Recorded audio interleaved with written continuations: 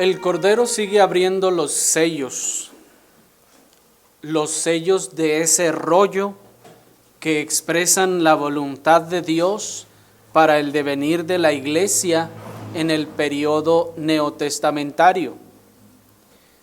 No perdamos esto de vista, hermanos, pues podemos correr el riesgo de que al estar enfocándonos en la meditación y el estudio de los símbolos de cada uno de los sellos, perdamos de vista todo el panorama general.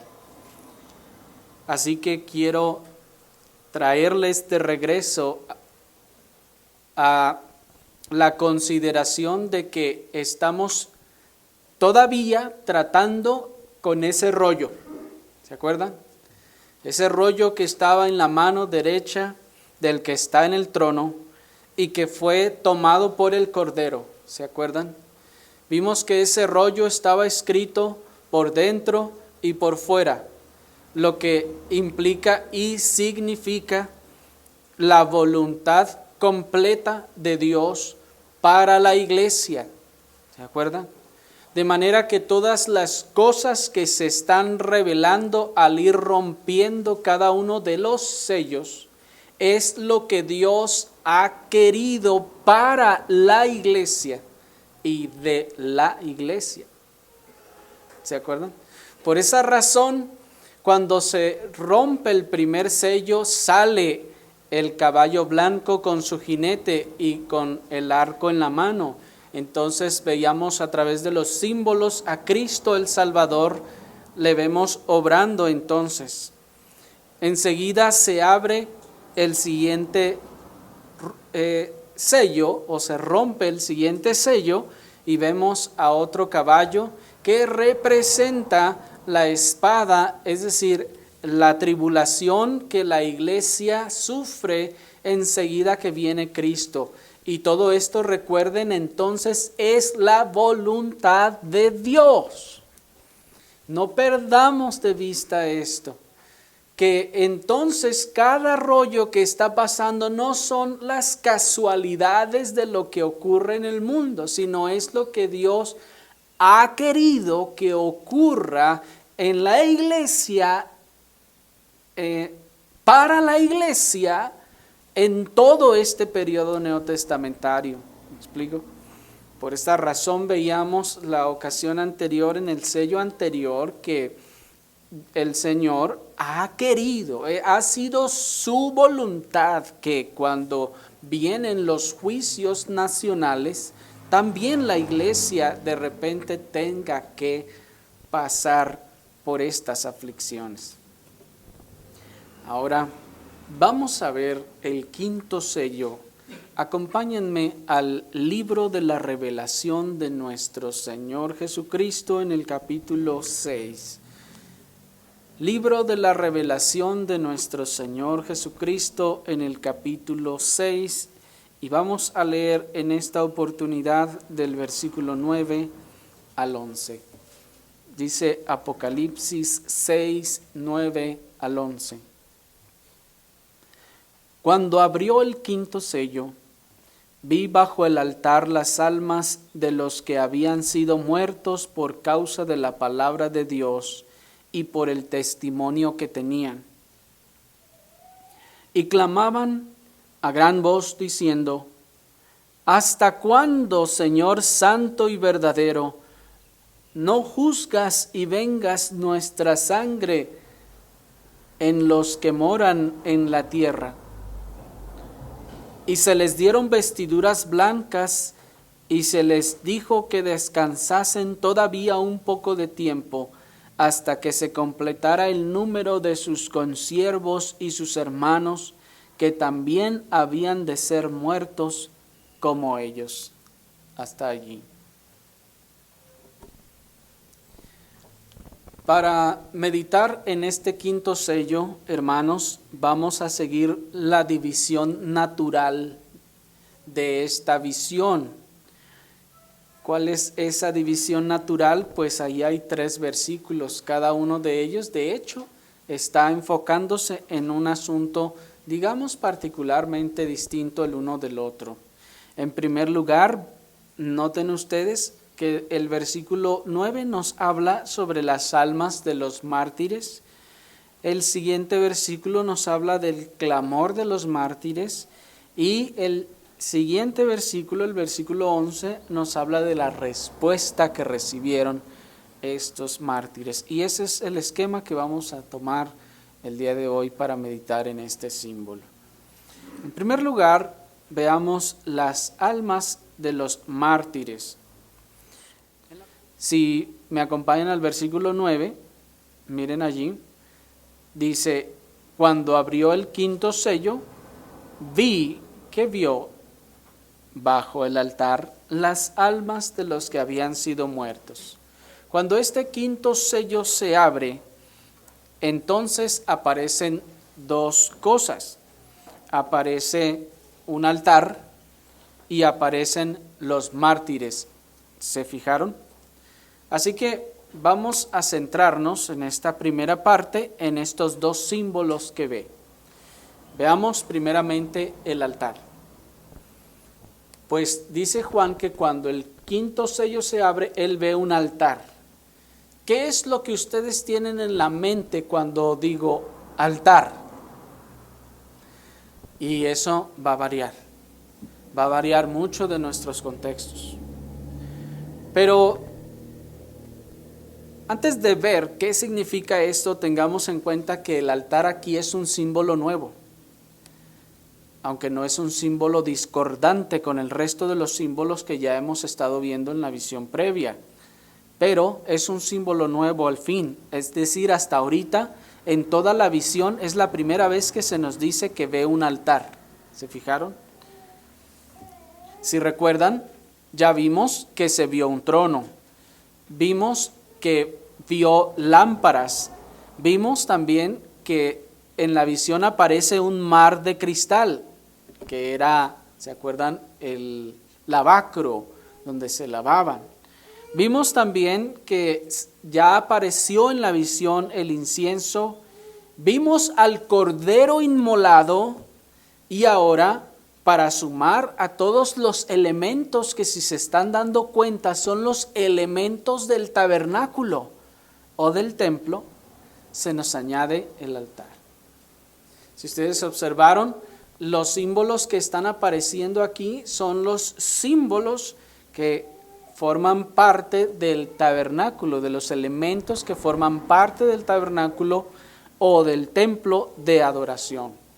Y ahora se nos añade, repito, el símbolo del altar. Entendemos entonces aquí que se trata de un altar por los símbolos periféricos, se trata de un altar relacionado con el tabernáculo. ¿Me explico?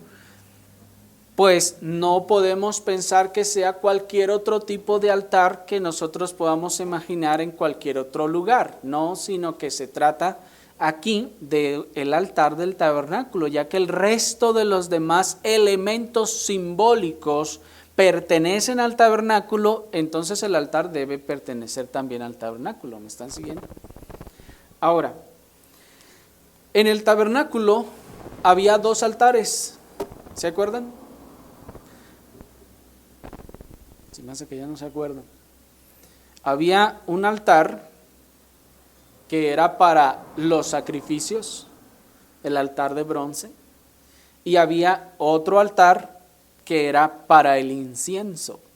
¿Se acuerdan? El altar del incienso. Ahora, ¿a cuál de los dos se estará refiriendo? ¿Cuál de los dos altares fue el que vio Juan aquí? ¿Se estaría refiriendo al altar del sacrificio o al altar del incienso? Dice que cuando abrió el quinto sello, vi bajo el altar las almas de los que habían sido muertos por causa de la palabra de Dios y por el testimonio que tenían. Bueno, encontramos que aquí se debe estar refiriendo al altar del incienso. Y esto debido en primer lugar a que el versículo, como se nos dice en el versículo 10, estas almas están clamando al Señor, y ya vimos en los símbolos pasados que las oraciones de los santos son ese incienso del que están llenos los tazones, ¿se acuerdan? Y que sube como un olor grato delante de la presencia de Dios. Entonces, nuestra primera prueba para demostrar que se trata del altar del incienso es que las almas que están allí están clamando. Están clamando, y ya que están clamando, esto implica que están orando, están elevando su clamor a Dios. Si están elevando su clamor a Dios, entonces esto implica que son oraciones que se están elevando a Dios. Y ya vimos en los símbolos pasados que este incienso representa las oraciones. En segundo lugar, es claro que tiene que ser el altar del incienso, debido a que el altar del holocausto está dispuesto únicamente para la expiación y el sacrificio por el pecado. Y por lo que simboliza el hecho de que estas almas están bajo el altar, no existe posibilidad alguna de que fuera el altar del sacrificio. Es decir, no puede ser el altar del sacrificio, porque el altar del sacrificio está dispuesto únicamente con el propósito de llevar a cabo la expiación y el sacrificio por el pecado. ¿Sí? Ese es su único fin, no se puede usar para ninguna otra cosa. De hecho, por esta razón se consideró una blasfemia y una gran humillación que cuando Antíoco Epífanes, que tomó la ciudad de Jerusalén por allá en el año 70, resultó que se dice que sacrificó un cerdo en el altar del sacrificio, lo cual se consideró una tremenda profanación. ¿Por qué se consideró una tremenda profanación? No solo porque el cerdo era un animal inmundo bajo la ley ceremonial levítica, sino también porque ese altar solo puede ser usado para expiar el pecado, y el único que puede expiar el pecado es Cristo, el Cordero de Dios. De manera entonces que este altar no puede ser usado para nada más. Y el hecho de que las almas estén bajo este altar es un símbolo. Es un símbolo que por sí mismo evita su asimilación o su consideración o su correlación con el altar del sacrificio.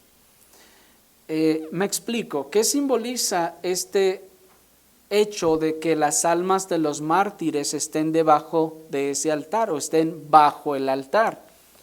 Bueno, para comprender tanto la escena como el símbolo de que las almas de los mártires estén bajo el altar, no debemos perder de vista el contexto judío del apóstol y los elementos del tabernáculo o del templo. El apóstol dice que las almas están abajo del altar, pero no debemos pensar que ellos están debajo del altar como si están debajo de una mesa, sino dice que están abajo del altar, es decir, como si están al pie del altar. ¿Me explico? Porque cuando leímos que estas almas están debajo o bajo el altar, por lo general tendemos a pensar en una mesa y que las almas están debajo, ¿no es así? Sin embargo, esta no es la figura per se.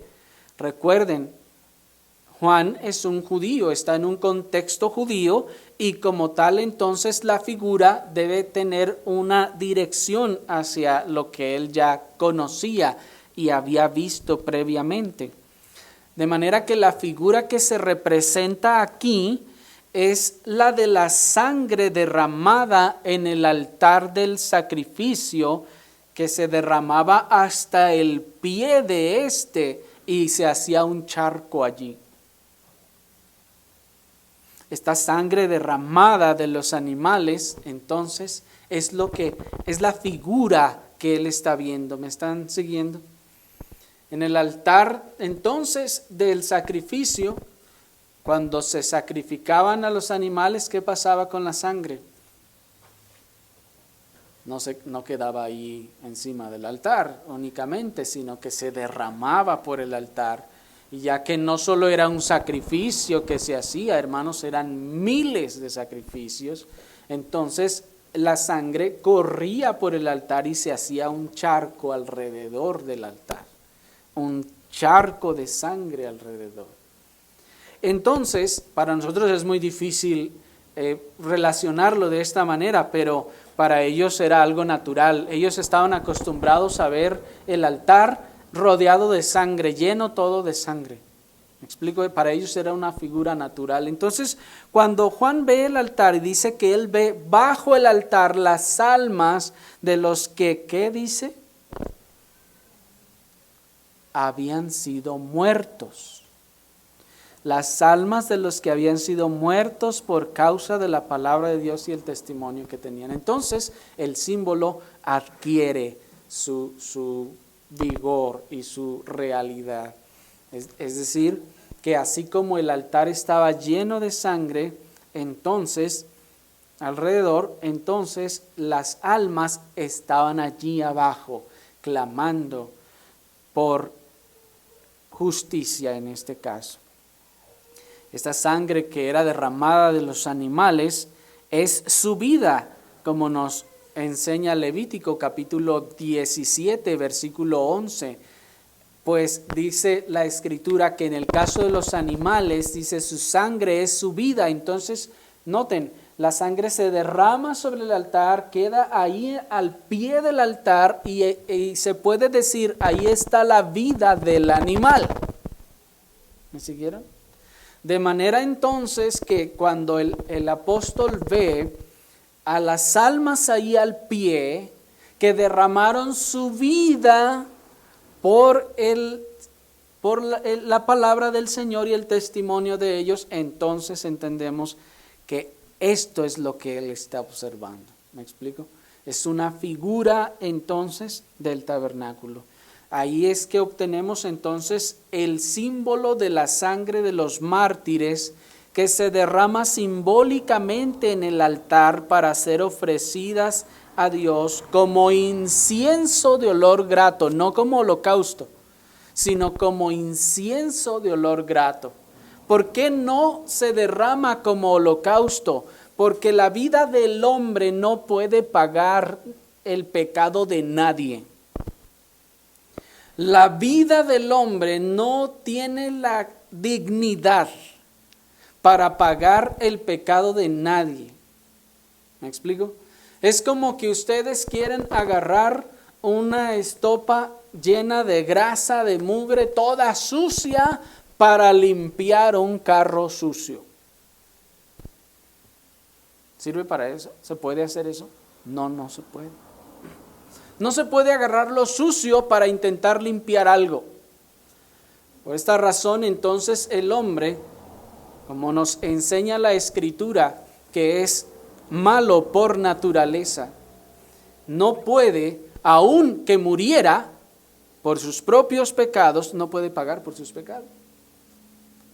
Si alguien dijera, bueno, está bien, sí es cierto, soy malo, he hecho muchas cosas malas, mátenme pues.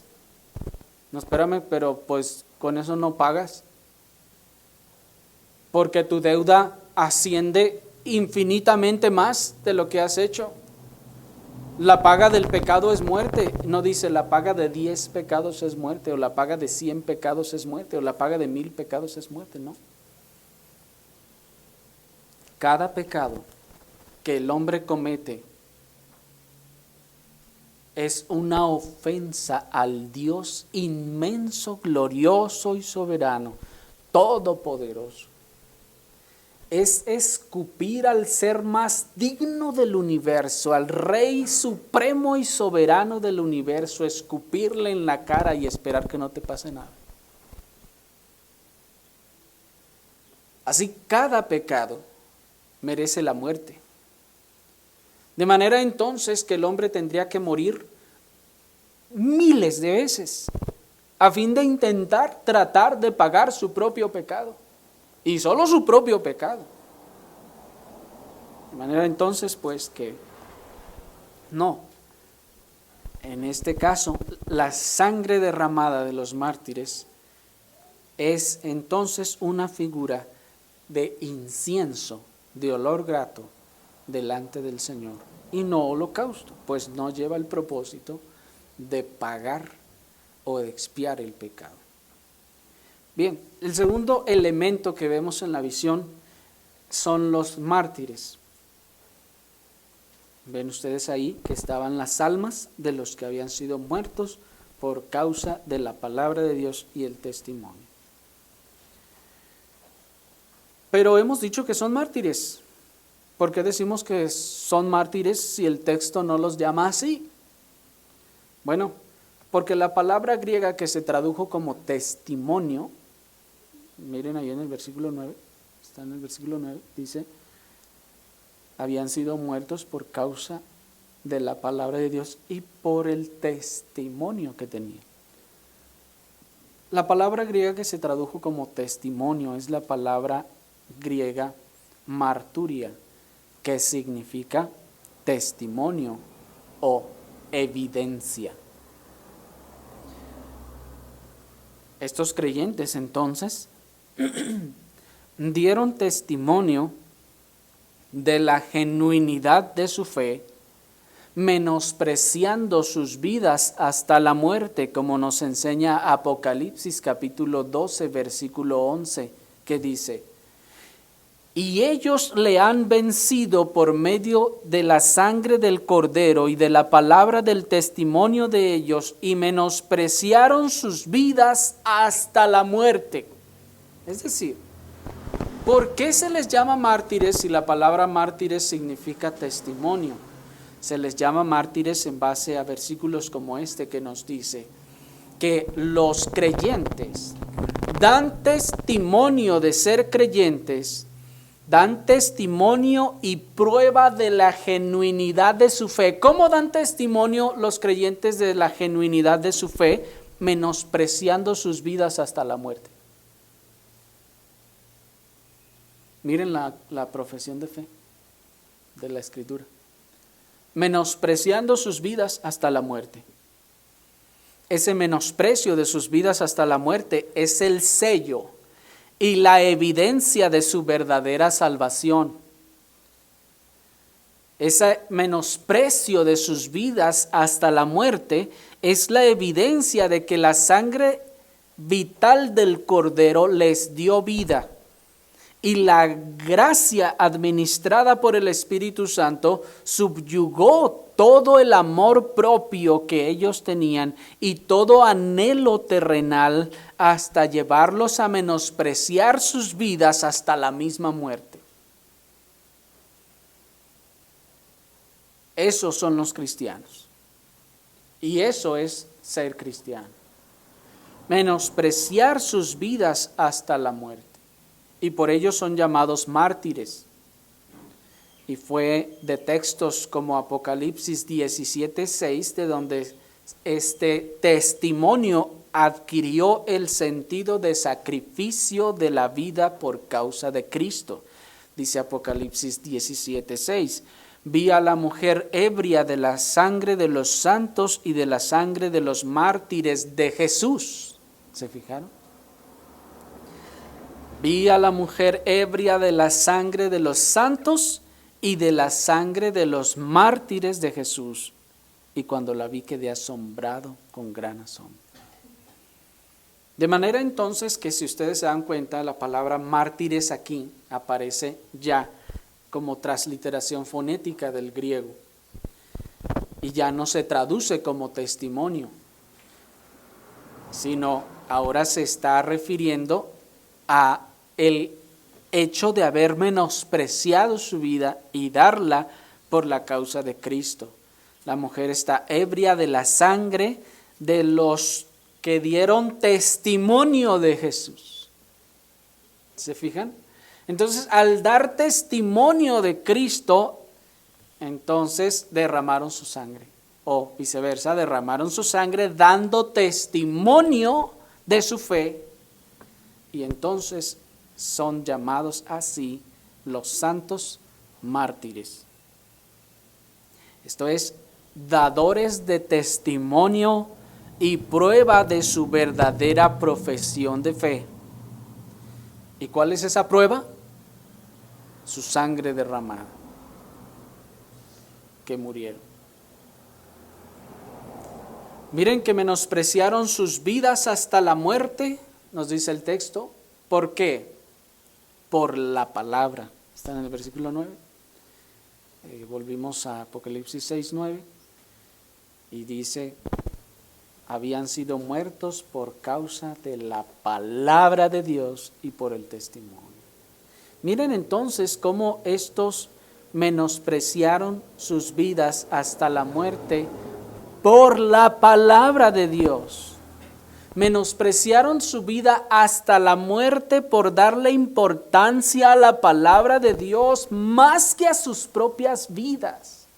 La ocasión anterior que hablábamos de estas mismas cosas, decíamos que mucha gente dice estar dispuesta a morir por Cristo siempre y cuando Cristo se le aparezca y le diga, mira, aquí es donde vas a morir por Cristo, pon la cabeza ahí y ahí te la van a cortar. Y entonces dice, no, entonces sí estoy dispuesto. ¿Me explico? Pero esto no se trata de eso. La vida cristiana no se trata de eso. En este sentido, el creyente que es mártir es aquel que menosprecia su propia vida hasta la muerte, dándole mayor importancia a la palabra de Dios que a su propia vida, dándole prioridad a la obediencia de los mandamientos de Dios que a su propia vida.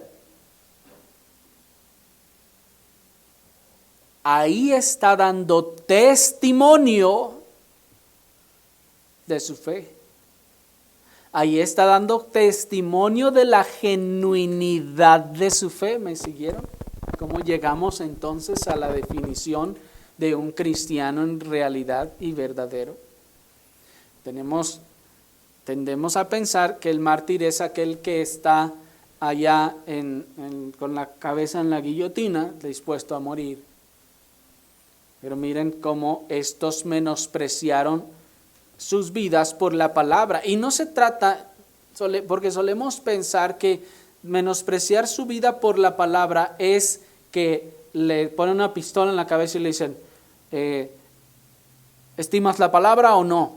Sí, te matamos. No se trata de eso. O sea, qué fácil sería eso, ¿no?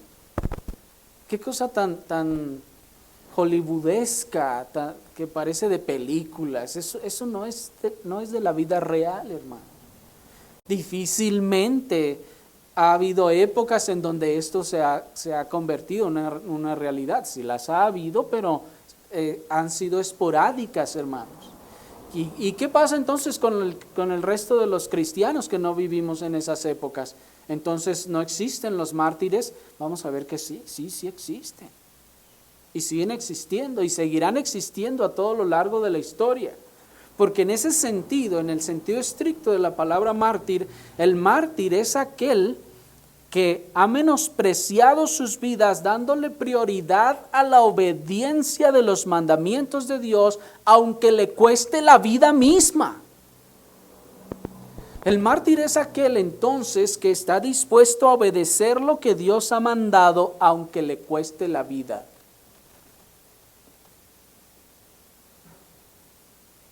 ¿Se fijan? Y pensar que hoy en día se ha menospreciado tanto la palabra y los mandamientos de Dios al punto que muchos piensan que, como dicen, ya no estamos bajo la ley sino bajo la gracia, así que no hay que obedecer mandamientos. Qué cosa tan incompatible, hermanos, con lo que enseña la Escritura. Ahora, no debemos pensar que este testimonio pues es hasta la muerte. Perdón, no debemos pensar que es en la muerte solamente, sino nos dice hasta la muerte. Noten que ellos no dice, porque ellos menospreciaron sus vidas en la muerte. En el momento en el que les llegó la muerte, las menospreciaron. No, dice las menospreciaron hasta la muerte. ¿Se dan cuenta? No está diciendo, toda su vida vivieron como si nada y cuando llegó la muerte, en ese momento, entonces ahí las menospreciaron. No, sino que vivieron toda su vida menospreciando su propia vida y continuaron así hasta el día en que murieron, aunque no les hayan cortado la cabeza por causa del Evangelio. ¿Me explico? Los mártires entonces han vivido menospreciando su vida, toda su vida, hasta la muerte. De donde aprendemos entonces que el menosprecio de nuestras vidas no se ejerce únicamente en las puertas de la muerte, sino durante toda nuestra vida hasta llegar a la muerte. El creyente verdadero no espera hasta las puertas de la muerte para menospreciar su propia existencia, sino que vive cada día menospreciando su vida egocéntrica y comodina para dar más importancia y prioridad a Dios, a su palabra y a su reino. Eso es cristianismo. Lo demás son imitaciones. De manera que, en ese sentido, pues, todos los santos son mártires. En ese sentido, todos los santos son mártires. Bueno, y ustedes ya saben que los santos no son los que están ahí en los recuadros. Los santos son los cristianos, los creyentes verdaderos. Y por otro lado, no podría llamarse mártir a alguno que, sin haber dado testimonio en vida de la prioridad que tenía la palabra de Dios en su vida, se expusiera entonces a la muerte por un Señor y por una causa que no es suya. ¿Me explico? Porque tenemos un concepto de mártir como aquel que le cortaron la cabeza por Cristo. Pero no, hermanos, no es necesariamente así. Porque de hecho hubo una época en la historia de la iglesia, en los primeros siglos, en donde ser mártir en ese sentido, o bajo esa definición, se puso de moda. ¿Sí? Se puso de moda porque entonces los que se decían cristianos empezaron a exponerse imprudentemente a que los mataran, porque se estaba dando mucha honra a los que eran así llamados mártires. Sin embargo, no se puede llamar mártir a alguien que durante toda su vida no ha dado testimonio de obediencia y de que la palabra de Dios tenía prioridad en su vida, y al final terminan matándolo, aunque fuera por la causa de Cristo, porque andaba ahí en la bola pues con los cristianos. Ese no es un mártir. Si el resto de su vida no vivió dando testimonio, no es un mártir, aunque lo hayan matado al final así. Pero vamos a avanzar, hermanos, y veamos ahora en segundo lugar el clamor de estos mártires. Versículo 10. Y clamaban a gran voz diciendo: ¿hasta cuándo, Señor santo y verdadero, no juzgas y vengas nuestra sangre en los que moran en la tierra?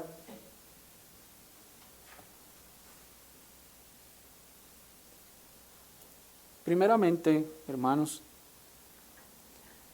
aunque el clamor es a gran voz, no debemos pensar que lo que ellos están haciendo es un reclamo. ¿Sí?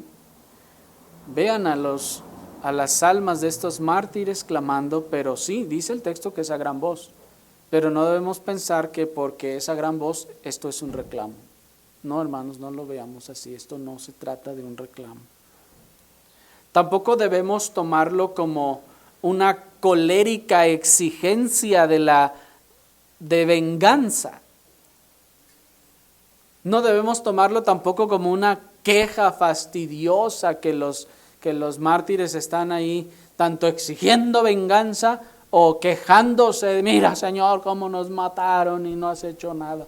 No, hermanos, no se trata de eso, sino que debemos tomar estas palabras como una sincera pregunta, como la que hicieron los discípulos al Señor cuando preguntaron, ¿restaurarás el reino a Israel en este tiempo? ¿Sí me explico? La pregunta de estos mártires, hermanos, no es un reclamo, no es una queja, no es una exigencia. La pregunta de estos mártires es más bien un deseo sincero de querer saber cómo o cuándo el Señor obrará. Una pregunta semejante a la que se encuentra en Hechos 1:6 cuando le preguntan los discípulos al Señor, ¿restaurarás el reino a Israel en este tiempo? ¿Qué están haciendo los discípulos? Exigiéndole, Señor, ¿cuándo vas a restaurar? Ay, a ver, ¿a qué horas? No, ellos en realidad quieren saber qué está pasando. Por esta razón, la Biblia de las Américas traduce este texto de la siguiente manera, escúchenme bien, dice, y clamaban a gran voz diciendo, ¿hasta cuándo, oh Señor santo y verdadero, esperarás para juzgar y vengar nuestra sangre de los que moran en la tierra? ¿Se fijan? Aquí ya nos enseña entonces un enfoque distinto. La pregunta está enfocada de una manera distinta. Está preguntando, Señor, ¿hasta cuándo, Señor santo y verdadero, esperarás para juzgar y vengar la sangre nuestra sangre de los que moran en la tierra? Pues recordemos que estos creyentes ya están glorificados, o sea que ya no hay pecado en ellos. Ya no hay malos deseos en ellos, ya no hay malas inclinaciones pecaminosas. Así que lo único que ellos anhelan ahí en gloria es ahora, hermanos, la gloria de Dios.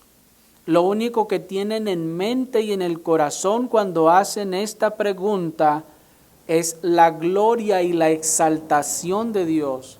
Lo único que ellos desean con esto es la buena fama, el buen nombre de Dios. No es que están exigiendo venganza per se. Esto es, ellos están buscando que el Señor sea vindicado, que el Señor sea exaltado, que la buena fama y el buen nombre del Señor no sea manchado. Eso es lo único que hay en su mente, en su corazón, es la única preocupación que tienen. Es decir, los súbditos de Satanás, aquí llamados los moradores de la tierra, están felices, gozando y celebrando la muerte de los creyentes verdaderos. Eso dice la Biblia, sí, en Apocalipsis 11:10 nos dice que es el texto paralelo, nos dice, y los moradores de la tierra se regocijarán sobre ellos y se alegrarán y se enviarán regalos unos a otros, porque estos dos profetas habían atormentado a los moradores de la tierra. ¿Qué está pasando allí? En el contexto está hablando de los dos testigos, en realidad se está refiriendo, hermanos, a los creyentes. Los creyentes han sido muertos, como ya vimos en los sellos anteriores, han sido muertos por causa del testimonio de Cristo. ¿Y qué hacen los que los mataron, los moradores de la tierra. Dice el texto que están regocijándose, están alegrándose y se envían regalos unos a otros, se están felicitando. Ellos están haciendo fiesta, gozándose. ¿Por qué? Porque ellos están diciendo, mira lo que logramos. Logramos nosotros acabar con estos. Logramos vencer a los cristianos. Logramos acabar con el cristianismo. Ellos se están regodeando al final también de Dios mismo. ¿Sí? Porque la ofensa a la iglesia es una ofensa a Dios también. ¿O qué esposo no se ofende si ofenden a su esposa? Así pues, entonces, estos moradores de la tierra, que son los súbditos de Satanás, ¿se fijaron que está usando el mismo término? En el versículo 10 dice, de los que moran en la tierra. Y Apocalipsis 11:10 nos dice, y los moradores de la tierra, para referirse a los súbditos de Satanás, es decir, a todos los que no son cristianos, válgame la expresión. A todos los que no son cristianos verdaderos, entonces, ustedes saben y deben saber, son entonces, por consecuencia, son súbditos de Satanás. Son servidores, sirvientes de Satanás, hacen los deseos de Satanás. Eso es lo que el Señor les dijo a los judíos. Esos hombres que se creían religiosos y santos y cuanta cosa que Él les dijo el Señor. Hombre, vosotros de vuestro padre el diablo sois, y las obras de vuestro padre queréis hacer. Si tú te la vives mintiendo, si tú te la vives engañando, si tú te la vives robando y haciendo todo lo que el diablo hace, dice el Señor, ¿le estás obedeciendo al diablo? Él es tu Señor, Él es tu súbdito, tu rey. Él es el que te gobierna y tú eres su súbdito. Los judíos se enojaron tremendamente esa vez. Pero los súbditos pues de Satanás, aquí llamados los moradores de la tierra, están felices, gozando y celebrando la muerte de los creyentes verdaderos. Y al hacerlo, ellos están desafiando la justicia de Dios. Al burlarse de esa manera, se están desafiando la justicia de Dios, pues celebran pensando que han vencido impunemente. Han vencido, han matado a los cristianos. ¿Y por qué celebran? Porque dicen, mira lo que hice y nada me pasó. ¿Me explico? Ahí está, no que eran cristianos, no que Dios estaba con ellos, ya los matamos y no pasó nada, mira. Hay que celebrar. ¿Qué están haciendo con eso? Ellos están desafiando la justicia de Dios y están diciendo, ¿ves? Si hubiera Dios, entonces ¿por qué no nos ha caído un rayo? Ahí está. Y entonces se ponen a brincar y a saltar y a festejar. Ven eso, saben esto, las almas que están allá de los que murieron y dicen, Señor, ¿hasta cuándo vas a hacer justicia con ellos? ¿Me están siguiendo? Y no es que ellos están exigiendo venganza, sino dicen, mira Señor, ellos están blasfemando tu nombre. A mí, pues que se burlen de mí, pero es tu nombre, Señor. ¿Me explico? Estos súbditos de Satanás están desafiando la verdad de Dios por la que estos creyentes murieron.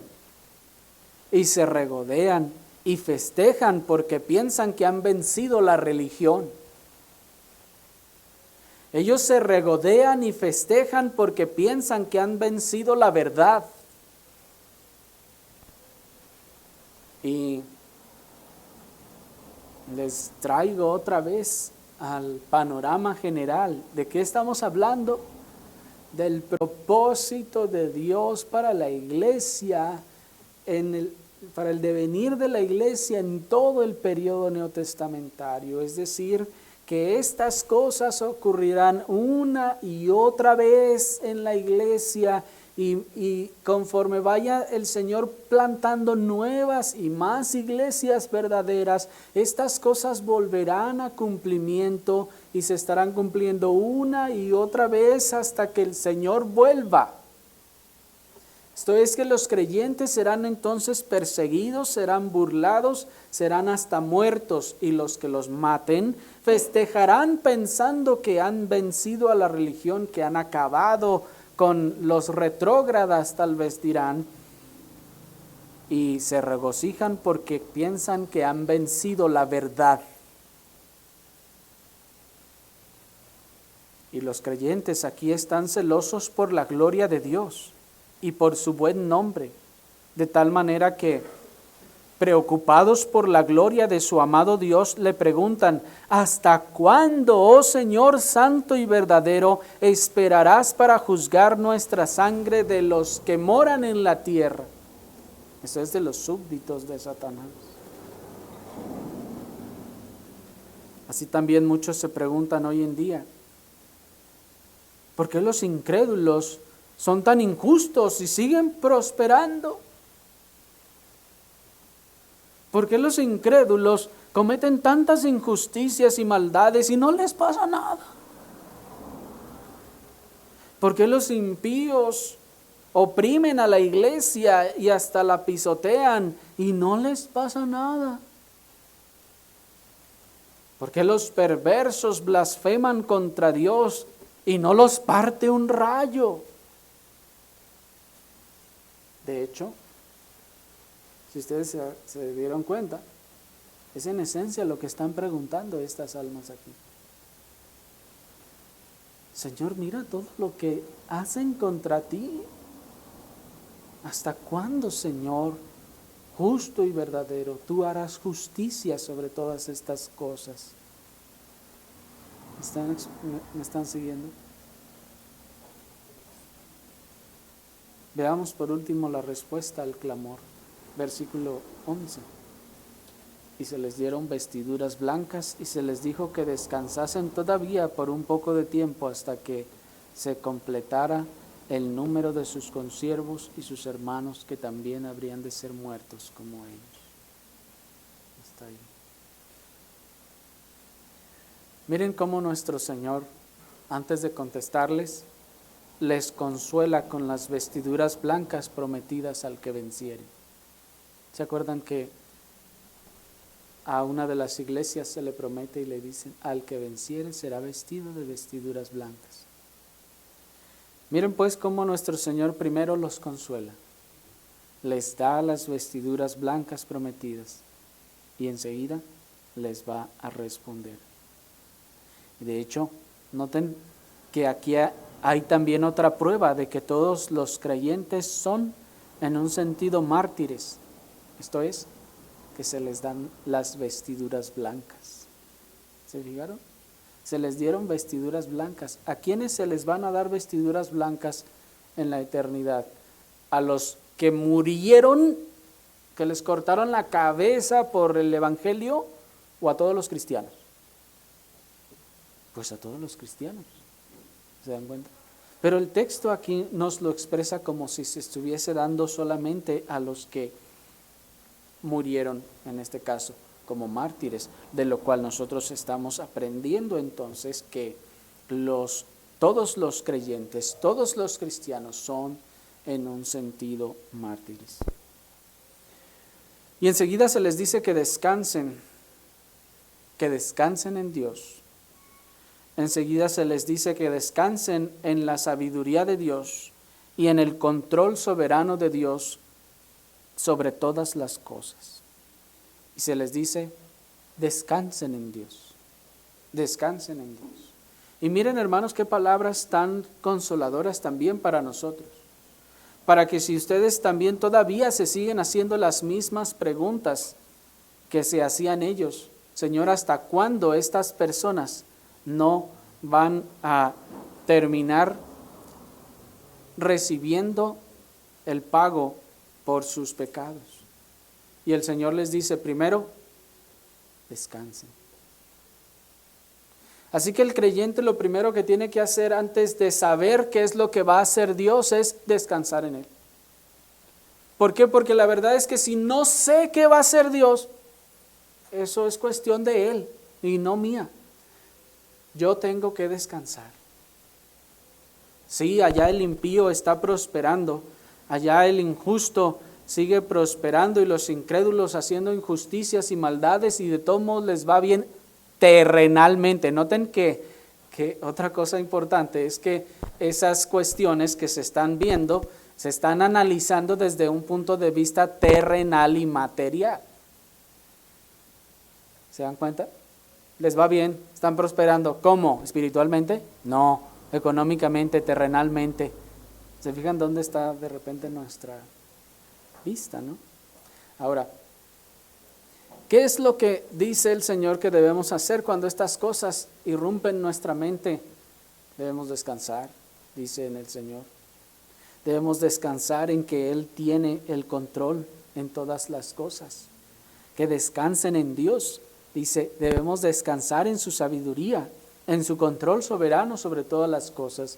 Sí, la Escritura nos ha mostrado y nos ha demostrado que Dios tiene control de todas las cosas. Eso significa que Dios también tiene control de eso, que no ha salido fuera de su control, que el impío, injusto, malvado y perverso no está prosperando sin la autorización de Dios. No, Dios se lo autorizó y es más, Dios determinó que prosperara. ¿Por qué? Bueno, eso es otras razones, ya lo vimos también en las ocasiones anteriores. Pero debemos entonces lo primero descansar en Dios. Y nuestro Señor agrega que no es el tiempo para darles su pago. No es el tiempo para darles su pago. Cierto escritor daba un ejemplo acerca del quebrantamiento del día del Señor, del domingo. Y decía que en cierto lugar en los Estados Unidos, un granjero, los domingos tomaba su tractor y se iba a trabajarlo, a trabajar su tierra. Y a veces andaba ahí alrededor de la iglesia haciendo su ruido y molestando tal vez a los hermanos en el culto público.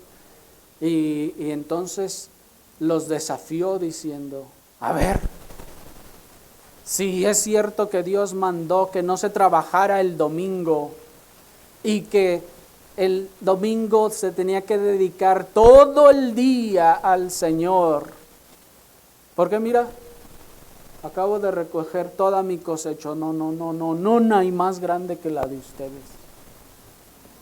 Y fue tan grande su osadía que hasta escribió un artículo al periódico de la localidad. Y puso todo eso y dijo, ahí está a ver por qué. Pero se dice que el editor de este periódico le contestó y le dijo, bueno, señor, Dios no ajusta todas sus cuentas en agosto. ¿Qué significa eso? Bueno, entendemos que agosto era la fecha en la que estaba recogiendo sus cosechas. Lo que le está diciendo es, Dios nunca dijo que en cuanto cometieras un pecado te iba a caer un rayo. Dios nunca dijo que la justicia que Él iba a impartir en ese sentido iba a ser así de inmediata y que te iba a acabar en un instante. No, sino que Dios determinó el tiempo del castigo. Que el castigo no llegue inmediatamente no significa que no llegará, porque llegará en el tiempo que Dios lo determinó. Dios lo determinó tanto en esta tierra como en la vida venidera. Dice el Señor, les contesta y les dice, esperen, no es el tiempo. No es el tiempo de darle a cada uno según sus obras. No es el tiempo de darles su pago. Nuestro Señor les dice, por así decirlo, he escogido no darles su pago ahora. He determinado, mi propósito es que continúen viviendo. Sépanlo. Pues dice el texto, se les dijo que descansaran todavía un poco de tiempo hasta que se completara el número de sus consiervos y sus hermanos, que también habrían de ser muertos como ellos. Así el Señor dice, yo determiné que ahorita sigan ahí, que sigan vivos, pero van a seguir haciendo sus maldades, ¿sí? Van a seguir acumulando su cuenta y su castigo, ¿sí? ¿Por qué Dios determinó eso? Bueno, porque los planes de Dios son perfectos. Y solo quiero darles 3 razones antes de terminar. En primer lugar, porque nos dice el Señor que Él ha determinado no dar el castigo a todos en ese momento, porque Él ya mismo nos lo dice. Porque es necesario que se complete el número de los consiervos que también habían de ser muertos como ellos. Aquí está de hecho otra prueba de que todos los creyentes verdaderos en ese sentido son mártires también, pues se van a completar todo el número de creyentes. De manera entonces que el Señor ha determinado dejar estas cosas hasta que todos los elegidos vengan a salvación. En otras palabras, Él ha determinado dar el pago y el castigo hasta el día del juicio. ¿Por qué ha determinado Dios esto? Bueno, porque se ha de dar tiempo, y tiempo de sobra, hasta el más perverso de los seres de arrepentirse. ¿Por qué Hitler, allá en septiembre de 1939, cuando invadió Polonia, no cayó un rayo y lo partió? Bueno, Dios tenía muchos planes y propósitos, pero tengan en cuenta que adicionalmente Dios da tiempo de sobra hasta el más perverso de los seres humanos para que se arrepienta. Cuando veíamos la justicia de Dios, sabemos que la paga de todo pecado, ¿qué es? Muerte. Y la vez pasada veíamos la muerte, y la muerte física. Si Dios hiciera justicia inmediata a todos, a la primera que hagan, ya no quedaría ni un solo hombre en la tierra. Pero Dios ha sido paciente. Dios ha sido misericordioso. Y aún que ustedes han pecado terriblemente contra el Señor, no los ha partido un rayo, porque Dios ha sido paciente con ustedes y les ha dado tiempo hasta de sobra para que se arrepientan. Y la razón de que ustedes no han recibido castigo no es porque no haya Dios, es porque lo hay claramente y es tan paciente con ustedes. Muchas veces muchos piensan y voltean y ven a las iglesias o congregaciones que ya ni siquiera pueden ser llamadas iglesias, y dicen, ¿y por qué? ¿Por qué siguen creciendo? ¿Por qué siguen haciéndose más grandes? ¿Por qué tienen más influencia? ¿Por qué no los parte un rayo? Si andan tan mal, si Dios ya no está con ellos.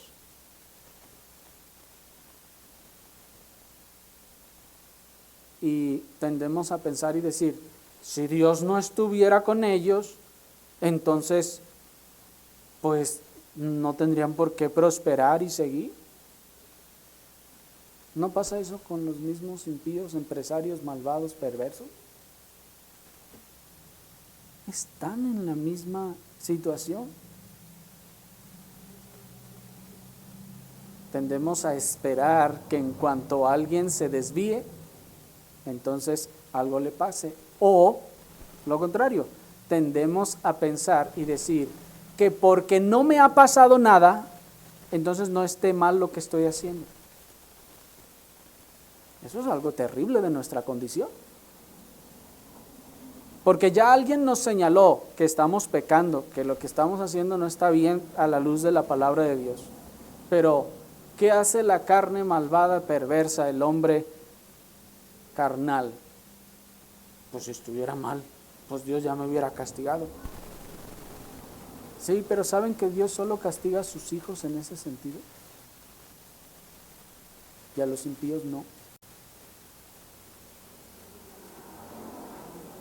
Eso es lo que dice Pedro. El juicio comienza primero por la casa de Dios. Dios al que ama, castiga y disciplina. Al que no castiga y disciplina, haya hecho lo que haya hecho, es porque no es hijo.